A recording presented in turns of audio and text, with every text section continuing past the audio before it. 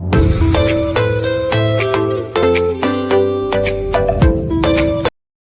Everyone, मैं कविता स्वागत करती हूँ अपने चैनल कविता लाइफ स्टाइल पर। कैसे हैं आप सब? आशा करती हूँ आप सभी लोग बहुत अच्छे होंगे। सो फ्रेंड्स, आप सभी को हर हर महादेव। सो फ्रेंड्स, आज की वीडियो में मैं आप सबके साथ शेयर करने वाली हूँ कि इतने कम टाइम में होम बुटीक पर इतना ज़्यादा काम मेरे पास कैसे आने लगा। बहुत ही आसान से टिप्स बताऊँगी और क्या क्या चीज़ें मैंने फॉलो किया, इतने कम समय में मेरे पास बहुत ज़्यादा सिलाई आने लगी। इसका मैं रीज़न बताऊंगी और डिटेल में वीडियो बना रही हूं ताकि आप लोग सिलाई करना जानते हैं तो आप भी थोड़ा बहुत पैसे कमा पाएँ घर बैठे, और घर पर ही होम बुटीक खोलकर आप बिना किसी खर्चे के कि बहुत सारे खर्चे हो जाते हैं अगर आप मार्केट में शॉप खोलते हैं, जैसे कि किराया हो गया आने जाने का, या फिर आप किसी किराए पे दुकान ले रहे हैं तो आपको किराया देना पड़ेगा उस चीज़ का। तो बाहर ना खोलकर अगर आप घर पर ही होम बुटीक खोलेंगे तो आप किस तरीके से अपनी होम बुटीक को बड़ा बिजनेस बना सकते हैं घर बैठे। तो ये देखिए, फेस्टिवल के टाइम आप अपने बिजनेस को कैसे बढ़ाएं, आप सब देख सकते हैं कितना ज़्यादा काम मेरे पास है। तो वीडियो को लास्ट तक ज़रूर देखना, और वीडियो अगर पसंद आए तो प्लीज़ एक रिक्वेस्ट है कि लाइक और सब्सक्राइब ज़रूर कर दीजिएगा।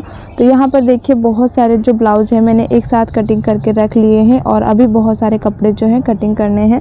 इसमें कम से कम आपने देखे होंगे 8 से 9 ब्लाउज़ हैं, 9 या 10 कुछ थे, मुझे क्लियर नहीं याद है। तो इतने ब्लाउज़ थे, ये सब मैंने एक साथ कट कर लिए हैं। और सच बताऊं, काउंटर पे मैंने खड़े खड़े कटिंग किया था तो मेरे पैर भी बहुत ज़्यादा दर्द होने लगे थे, लेकिन क्या करें, काम है। तो मेरे साथ क्या होता है, सबसे पहले मैं आप सबको बता दूं कि होम बुटीक मैंने जो घर पर खोला है अभी जस्ट 5 से 6 महीने हुए हैं, ठीक है। तो इतने कम टाइम में मेरे पास अच्छी खासी सिलाई आने लगी है। और जैसे कि आप सबको पता ही है, अगर मेरे पहले के वीडियो आप सबने देखे होंगे तो मैंने काफ़ी बार बताया है अपने चैनल पर कि मैंने पहले मार्केट में भी शॉप खोली थी। तो मेरे काफ़ी सारे कस्टमर मार्केट से अभी भी जुड़े हुए हैं, तो मैं उनके घर जाकर ले लेती हूँ कपड़े, या फिर जब उनके पास टाइम होता है तो वो आकर यहाँ दे देते हैं। तो ये देखिए, मेरे पहले के ही कस्टमर हैं, उन्होंने ये बेबी फ्रॉक बनवाई है। उन्होंने ये वर्क वाला कपड़ा दे दिया था मुझे, और ये फ्रॉक मैंने खुद से रेडी करी है। आप सब बताइएगा कमेंट में कैसी लग रही है, ठीक है। और इसमें से बहुत सारे ब्लाउज़ उनके भी हैं, प्लस और भी कस्टमर्स के हैं। तो एक सिंपल सी बात है, बहुत ज़्यादा है, आप नहीं संभाल पा रहे हैं, बर्डन बहुत ज़्यादा है, फ्रस्ट्रेशन होने लगती है जब काम नहीं हो पाता है। तो देखिए, अपने रूटीन को इस तरीके से सेट करिए। देखिए, अगर आपके पास ब्लाउज़ बहुत ज़्यादा है या फिर सूट बहुत ज़्यादा है, तो जो चीज़ आपको अर्जेंट देनी है ना, उसमें से जैसे आप ब्लाउज़ आपको 8-10 देने हैं बनाकर, तो आपको क्या करना है, जो भी ब्लाउज़ है ना उनकी कटिंग एक साथ कर लीजिए।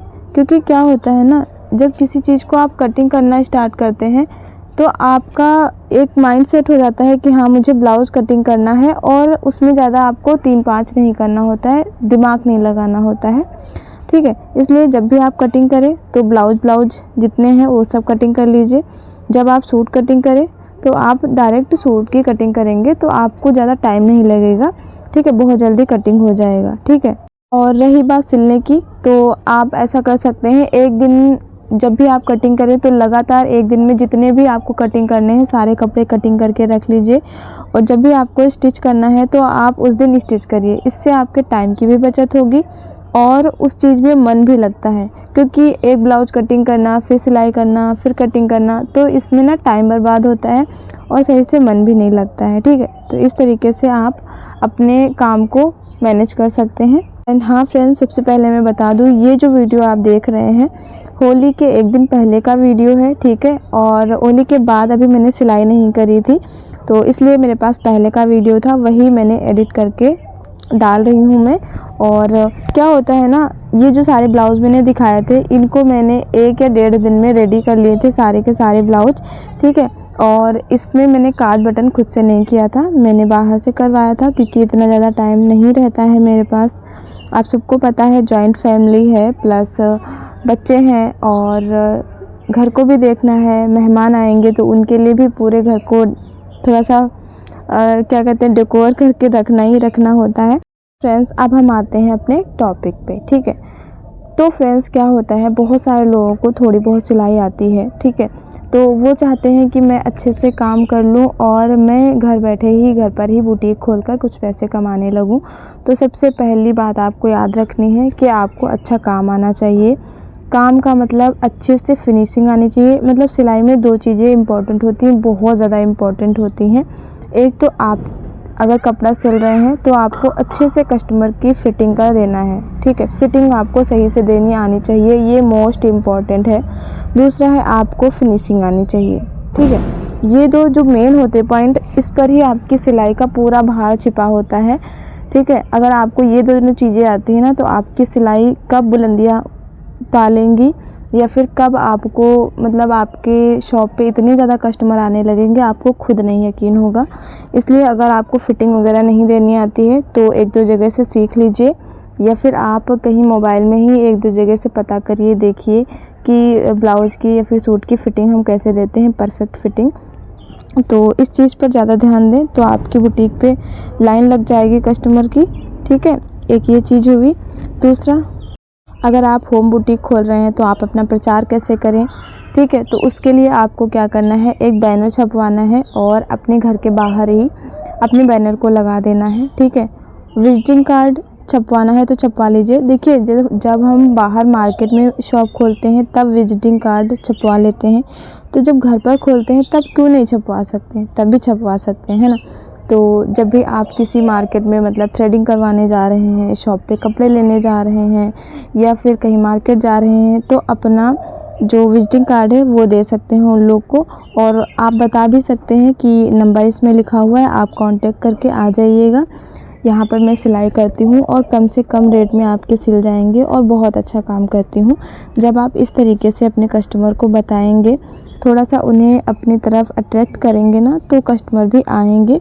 और हाँ, एक चीज़ और याद रखना है, आप ऐसे ही डायरेक्टली जाकर अपना विजिटिंग कार्ड पकड़ा देंगे तो कस्टमर बहुत सारे नाराज़ भी हो जाते हैं। उसके लिए आपको क्या करना है, अच्छा नेचर आपका होना चाहिए, अच्छे से बातचीत आपको करनी चाहिए हर किसी से। देखिए नेचर का भी बहुत ज़्यादा फ़र्क होता है, ठीक है। बहुत ज़्यादा फ़र्क आपके काम पर पड़ता है, तो इसलिए आप अपने नेचर को बदलिए। अगर आप बहुत ज़्यादा अकड़ेलू हैं, बहुत ज़्यादा मतलब ऐसे मतलब बहुत ज़्यादा बोलते हैं तो वैसा नहीं चलेगा। व्यवहार से अपने कस्टमर को मनाना है और आपको बताना है कि हाँ, उस जगह पे आके देख लीजिएगा, बहुत अच्छा मैं काम करती हूँ।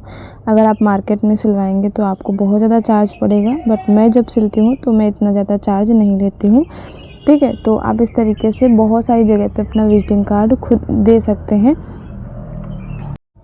दूसरी चीज़, आप अपने मोहल्ले में अगर कहीं दुकान है, परचून की दुकान है या फिर किसी भी चीज़ की दुकान है, आप उनको 15-20 अपने विजिटिंग कार्ड दे दीजिए और बोल दीजिए कि बहन यहाँ पर देखिए जो भी लोग कस्टमर आए तो आप मेरा विजिटिंग कार्ड दे दीजिएगा और मेरी शॉप का मतलब ये जो घर पर मैं सिलाई करती हूँ आप बता दीजिएगा यहाँ पर सिलाई करती हैं, तो कस्टमर आना हो तो आ जाएंगे, ठीक है। और साथ ही साथ आप उनको जहाँ पर आप कपड़े वाली जो शॉप है ना, उस शॉप पे अगर आप विजिटिंग कार्ड दे रहे हैं तो ऐसे ही तो कोई आपका प्रचार नहीं करेगा, ठीक है। और आप ये मत भूलिए कि ये मोहल्ले के लोग हैं तो आपका प्रचार कर देंगे, ऐसा कुछ नहीं होता है, ठीक है। आप उनसे बोल दीजिए कि 200-300 रुपये आप ले लीजिए या फिर 100 रुपये ले लीजिए और जो भी कस्टमर आए उनको बताइएगा, तो मतलब मेरा भी काम चलेगा तो मैं आपको पैसे दूँगी। तो इस तरीके से अगर आप डील कर लेंगी ना तो आपकी बहुत ज़्यादा हेल्प होगी कस्टमर बनाने की। और हाँ फ्रेंड्स, एक चीज़ और आपको याद रखनी है, अगर कोई कस्टमर आ रहा है आपके पास पहली बार तो आपको उससे प्रेम व्यवहार से बात करनी है, उसके साथ बैठकर 2-4 बातें करनी है, चाय नाश्ते के लिए पूछना है। और जैसे कि कोई कस्टमर आया है उससे आप सिंपल ब्लाउज़ के 200 रुपये ले रहे हैं तो आप उनके ब्लाउज़ में कुछ एक्स्ट्रा काम करके दे दीजिए। जैसे कि अगर मल्टी कलर का ब्लाउज़ है तो उसमें कोई मल्टी कलर की एक पाइपिंग लगा दीजिए धागे वाली, है ना। कुछ भी एक्स्ट्रा करके दे देंगे ना तो कस्टमर बहुत ज़्यादा खुश हो जाएगा। और ऐसी चीज़ करिए जो कि कस्टमर को अच्छी लगे, ऐसा नहीं है कि कुछ भी कर दिया, ऐसा नहीं है। तो ये कुछ बातें होती हैं, आपको ध्यान रखकर काम करेंगे ना तो आप अपने बिज़नेस को बुलंदियों पर ले जाएंगे। और जो छोटा सा बिज़नेस आप स्टार्ट करेंगे ना तो बहुत ऊपर तक बहुत पैसे कमाएंगे, इतना मैं गारंटी दे रही हूँ। क्योंकि जब मैंने स्टार्ट किया था तो मैं 20 रुपये पर पीस मतलब पर ब्लाउज़ का लेती थी, उसको मैं 2-3 दिन में सिलती थी। और आज के टाइम पे आप यकीन मानिए, अगर मैं 10 ब्लाउज़ बनाती हूँ तो आप जोड़ सकते हैं कि मैं कितना कमाती हूँ। अगर उसमें की लागत भी हम निकाल देंगे ना, तब भी आप यकीन मानिए उसमें से 1000 रुपये बच रहे हैं। इससे 1200-1300 रुपये तो हो ही जाते हैं अगर लग कर कोई काम करे तो, ठीक है। तो सिलाई से घर फैमिली को संभाल कर होम बुटीक करके लोग इतना पैसा कमा रहे हैं। और बाहर खोलने से इतना ज़्यादा मुझे लगता है हाउसवाइफ़ के लिए फ़ायदा नहीं है, क्योंकि वो बिल्कुल परेशान हो जाएगी, इतना मैं जानती हूँ। क्योंकि घर फैमिली को संभाल कर एक खुद अपना बिजनेस स्टार्ट करना बहुत बड़ी बात होती है। और अगर आप घर का भी काम संभाल रहे हो, कोई भी नहीं है, और बाहर भी आप बुटीक डाल देंगे तो नहीं संभाल पाएँ, इतनी मैं गारंटी दे रही हूँ। क्योंकि जाते जाते किसी एम्प्लॉय को नहीं रख लोगे, है ना। कुछ टाइम काम करोगे, उसके बाद जब कस्टमर आने लगेंगे तभी आप एम्प्लॉय को रखोगे। तो इसलिए काम को मैनेज करना है तो पहले होम बुटीक करिए, जब आपका काम अच्छा चलने लगे तब आप बाहर जाकर खोल सकते हैं। उसमें एक लड़की को रखिए ताकि आप ना हो तो वो खोल सके। तो आशा करती हूँ आप लोग को भी एक नॉलेज मिल गया होगा कि अगर आप बाहर बुटीक खोलना चाहते हैं तो आप किस तरीके से बाहर बुटीक खोल सकते हैं, और क्या-क्या चीज़ें आप ध्यान रख सकते हैं कि आपके होम बुटीक पर भी 4 चाँद लग जाएँ, मतलब बहुत सारे कस्टमर आएँ। तो होप सो वीडियो अच्छा लगा होगा। वीडियो अच्छा लगा हो तो लाइक सब्सक्राइब ज़रूर कर दीजिएगा। मिलते हैं नेक्स्ट वीडियो में।